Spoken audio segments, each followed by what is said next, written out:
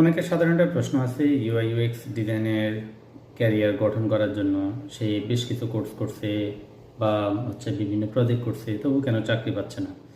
দেখুন, চাকরি না পাওয়ার অনেকগুলো কারণ আছে। যদি ধারাবাহিকভাবে কারণগুলো বলতে যাই, তাহলে প্রথম কারণ হচ্ছে আপনার রিজিউমিতে প্রপার প্রফেশনালভাবে তৈরি না হওয়া। এটা একটা কারণ।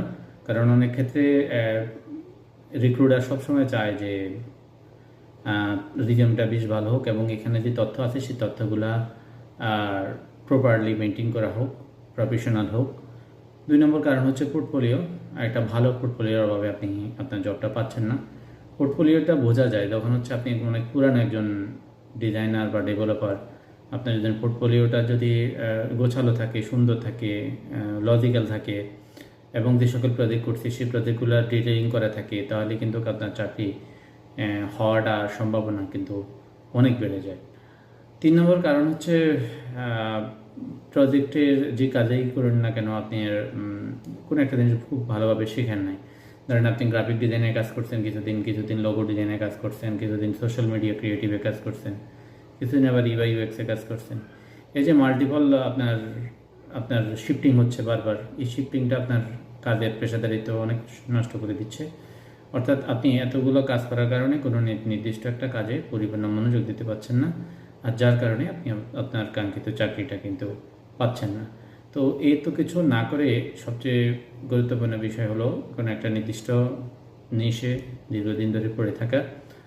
দেখুন, এক জীবনে আপনি 40-45 বছর জব করবেন, যদি 2-4-5 বছর পরিশ্রম করতে না পারেন, তাহলে তো আসলে হবে না।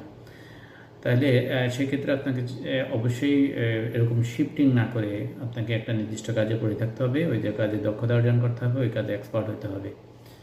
আর এখনকার সময় এক্সপার্ট মানুষের গুরুত্বটা, প্রয়োজনটা অনেক বেশি। কারণ এক্সপার্ট না হলে এখনকার সময়ে আসলে কোনো জবে আপনি দীর্ঘ সময় স্টে করতে পারবেন না। দ্বিতীয় আরেকটা বিষয় যদি বলি, সেটা হলো সবসময় আপডেট থাকা।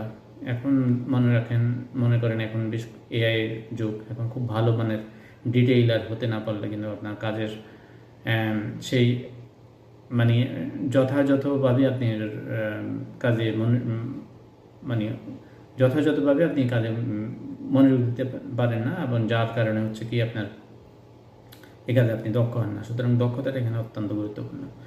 তো আজকে এতটুকুই বললাম। আপনারা ভালো করে কাজ শেখেন, নির্দিষ্ট কাজের প্রতি ফোকাস দেন। ইনশাল্লাহ আপনার জন্য হয়তো খুব ভালো একটা জিনিস অপেক্ষা করছে। খোদা হাফেজ।